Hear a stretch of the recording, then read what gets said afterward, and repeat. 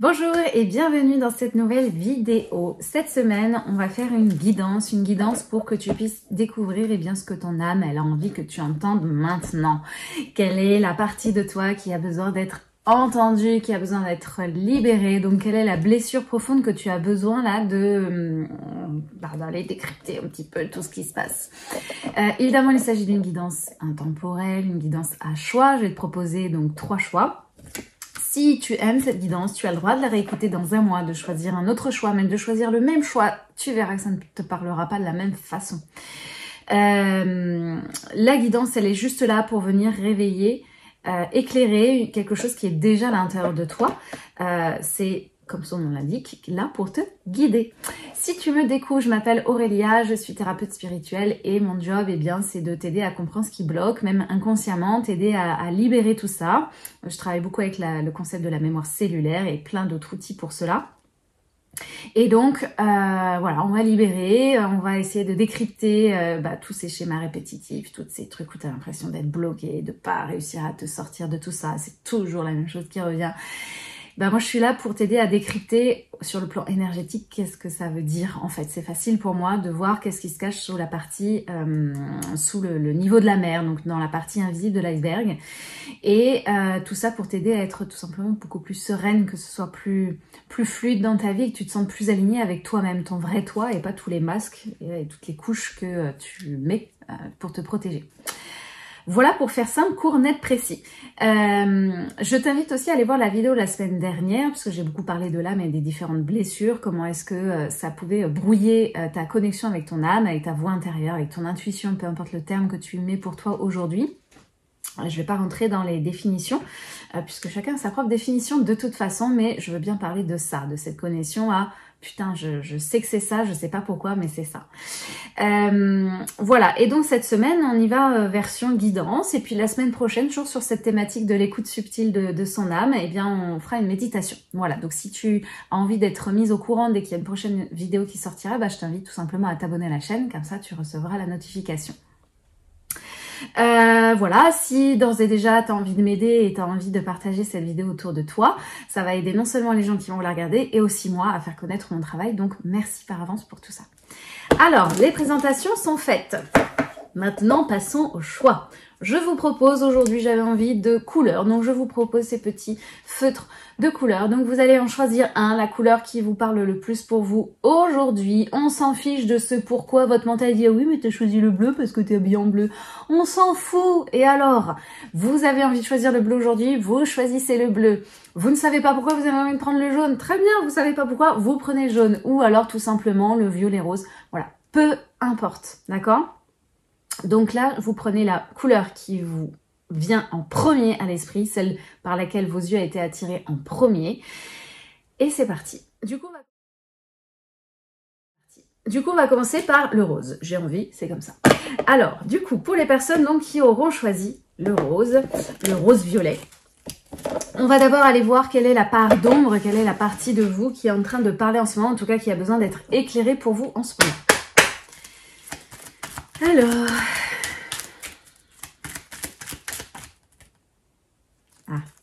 Alors, pour vous, c'est la part d'ombre du religieux, la religieuse.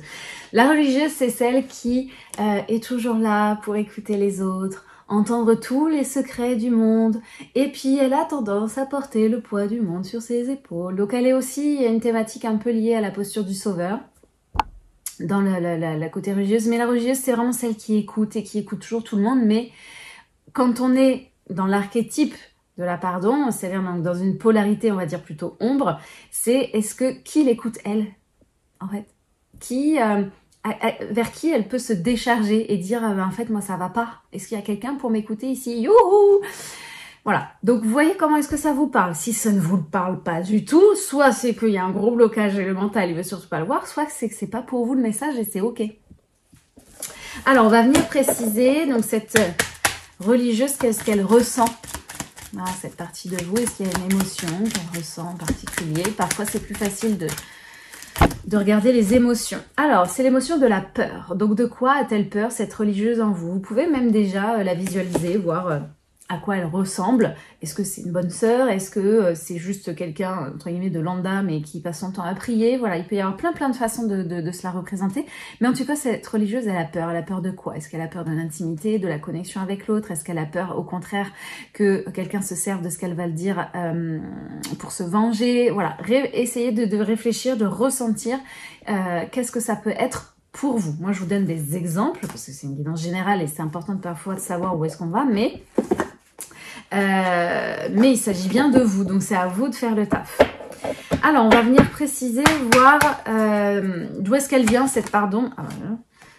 Ah bah déjà, c'est l'outil de la visualisation qui ressort, donc peut-être qu'effectivement, là, il y a besoin de visualiser. Alors, si vous avez besoin d'être guidé là-dessus, j'ai créé un programme en ligne spécial part d'ombre. Pour le coup, j'ai vraiment focalisé là-dessus, parce que j'ai d'autres parcours en ligne, mais voilà, celui-ci, il est vraiment focalisé sur illuminer, d'ailleurs, il s'appelle l'illumination. Donc, il est vraiment spécialisé pour illuminer ses parts d'ombre. Donc, dedans, il y a justement des visualisations, des méditations hypnotiques pour aller justement rencontrer ces parts d'ombre. Donc, si ça vous intéresse, je vous mettrai le lien dans la description. Donc, du coup, d'où est-ce qu'elle vient cette part d'ombre qui a peur?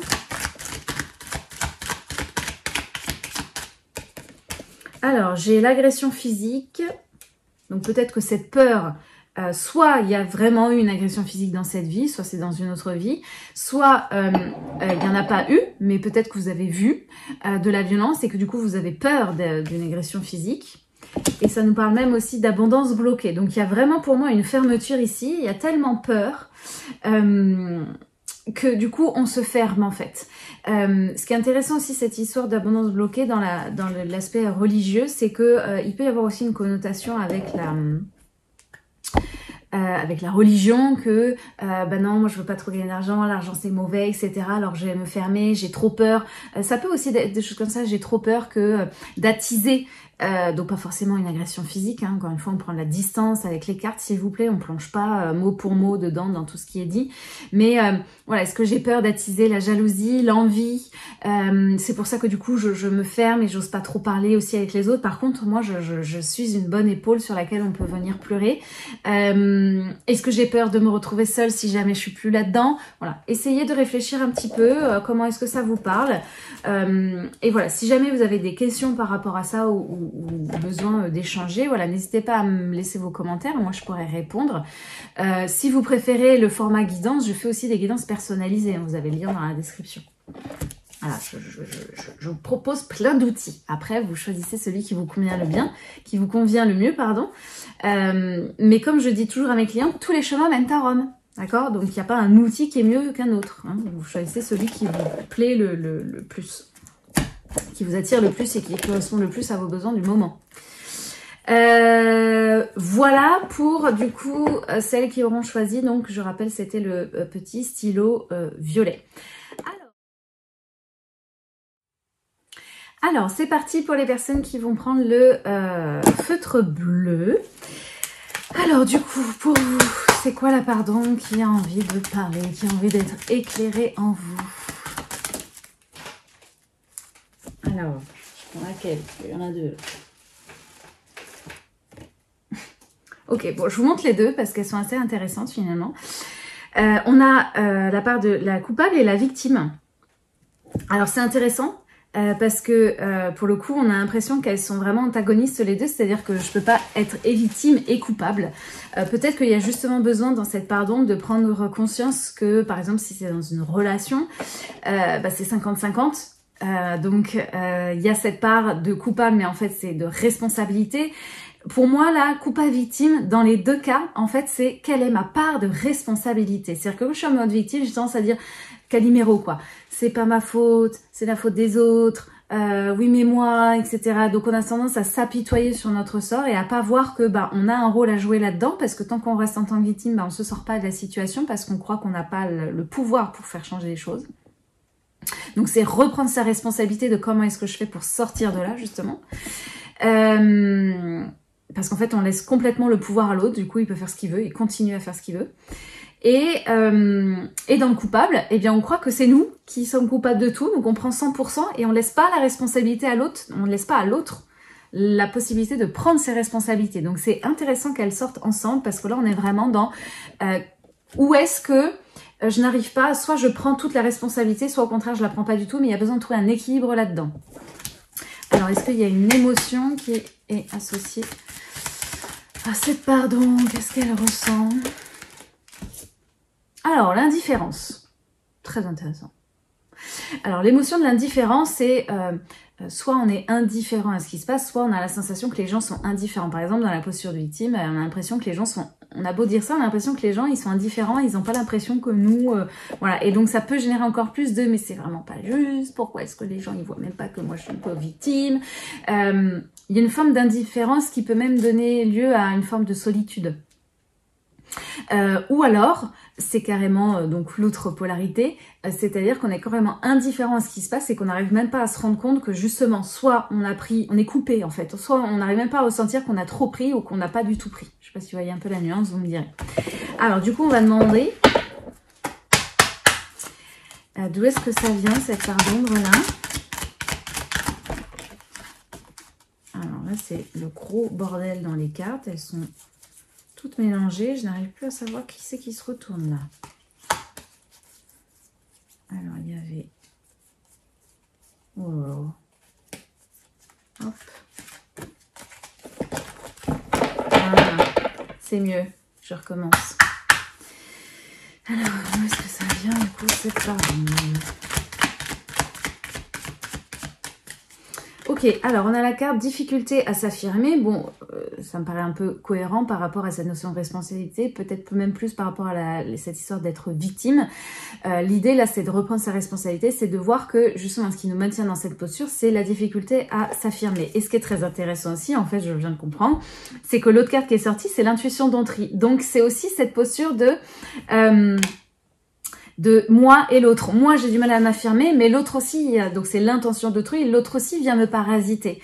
Donc là, pour moi, on est vraiment, pour vous, là, si vous avez choisi ce feutre bleu, là, il y a une relation. Pour moi, c'est une relation avec quelqu'un. Vous verrez laquelle vous vient en premier à l'esprit et travaillez dessus, réfléchissez-y. Mais là, on est vraiment dans une relation et il y en a un qui prend une posture et l'autre. Et de voir où est-ce qu'on se place pour rééquilibrer tout ça. Parce que d'une part, effectivement, il y en a un qui va plutôt être le bourreau et donc l'autre va plutôt être sa victime et en même temps l'autre est victime et donc elle n'arrive pas à s'affirmer non plus. Donc qui est entre guillemets est coupable mais pas coupable de tout. Enfin voilà, vous verrez un petit peu comment est-ce que ça se joue. Mais pour moi là on est dans une relation et même que ces rôles-là peuvent s'inverser selon les situations. Donc il y a besoin effectivement de prendre de la distance et voir ça pour rééquilibrer les choses. Bon, très bien. Alors pareil, si c'est pas clair pour vous, vous n'hésitez pas à m'envoyer un message, à mettre dans les commentaires. Et puis si vous avez envie d'explorer un peu plus loin, eh bien il y a le parcours illumination qui est là pour ça, pour éclairer les parts d'ombre. Si vous avez besoin d'une guidance personnalisée parce que vous préférez l'outil des cartes, c'est ok aussi.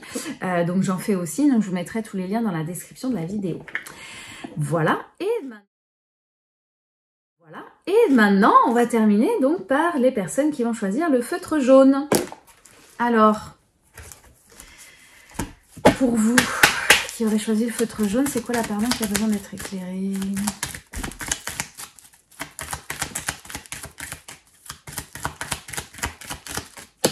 Ah, encore? Bon, je sors. Alors vous, c'est juste le coupable. Donc la culpabilité. En quoi est-ce que vous vous sentez coupable? Et dans cette ombre, en fait, c'est aussi la notion de responsabilité, mais dans cet archétype de l'ombre, c'est de prendre justement l'entière responsabilité de ce qui s'est passé, alors que c'est rarement le cas à 100%, et donc de se culpabiliser de quelque chose qui n'a pas lieu d'être, en fait. Donc il va falloir rééquilibrer et peut-être redonner la responsabilité de toute la situation à l'autre. Alors du coup, qu'est-ce qu'elle ressent? Est-ce qu'elles sont dans le bon sens? Ah non, il y a...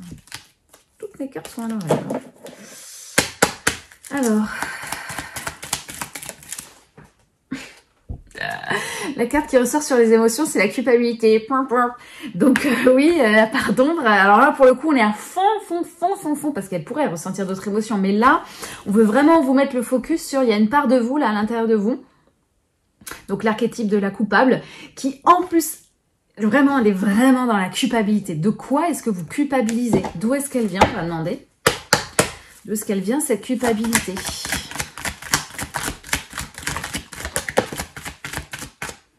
Alors, j'ai l'inaction. Peut-être que vous culpabilisez parce que vous n'avez pas agi sur quelque chose. Ça nous parle de la blessure de trahison. Donc, est-ce que vous avez trahi quelqu'un ou est-ce que dans le fait de ne pas agir, vous avez la sensation de trahir quelqu'un et du coup, vous vous culpabilisez? Est-ce qu'on vous a trahi et que vous n'avez rien dit, vous avez laissé faire et que vous culpabilisez? Et alors, on a une autre blessure, la blessure d'abandon. Donc, blessure, trahison, abandon, on est sur la même... c'est le reflet d'une même pièce, hein. Donc voilà, c'est aussi en lien avec la blessure d'abandon. Voilà, qui ai-je laissé partir sans rien faire, ou alors du coup j'ai tellement peur que l'autre m'abandonne, me laisse, que je lui laisse faire tout ce qu'il veut et je dis jamais rien. Vous voyez, il y a un peu de ça. Donc vous verrez dans quelle thématique de votre vie ça s'incarne. Mais là, vous prenez beaucoup trop sur les épaules, vous prenez la responsabilité. Puis j'ai ma petite lumière qui cliquelote là, donc du coup... il y a quelque chose d'important de voir là, que j'ai vraiment la sensation pour vous par rapport aux personnes qui auront pris le choix 2, là, le choix bleu. J'ai l'impression que là, c'est vraiment, vous vous culpabilisez d'un truc dont vous n'êtes pas du tout responsable. Autant le deuxième, c'était plus, justement, replacer les différentes responsabilités, c'est 50-50. Là, j'ai l'impression que c'est pas du tout de votre faute. Et en même temps, justement, s'il y a quelque chose, c'est que ça vous invite à passer à l'action, justement. Là, s'il y avait un truc à faire, ce serait passer à l'action. Mais là, j'ai l'impression que vous vous culpabilisez de quelque chose qui n'a strictement rien à voir avec vous. Vous n'en êtes pas du tout responsable.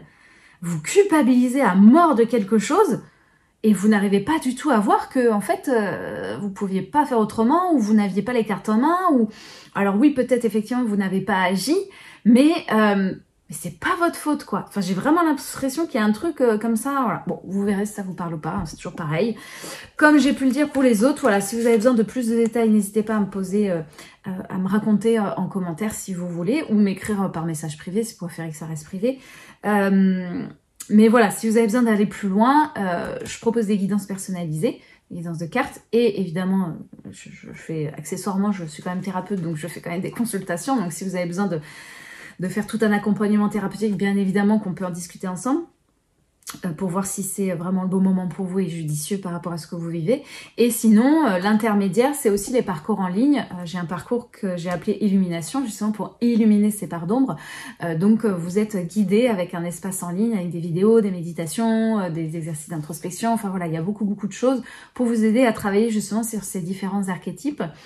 Donc ça peut être aussi une aide, si c'est ok pour vous d'être autonome, même si je suis toujours là pour répondre aux questions, mais dans votre processus de guérison, d'être autonome. Donc voilà, je vous mettrai les liens dans la description de la vidéo. Voilà, merci de m'avoir écouté jusqu'au bout. Je vous souhaite une très très belle journée.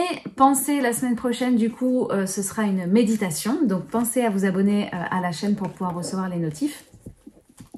Et puis voilà, s'il y a des questions, quoi que ce soit, vous avez mes coordonnées dans la description pour pouvoir échanger avec moi en direct. Voilà, je vous souhaite une très très belle journée et à très bientôt. Salut, salut!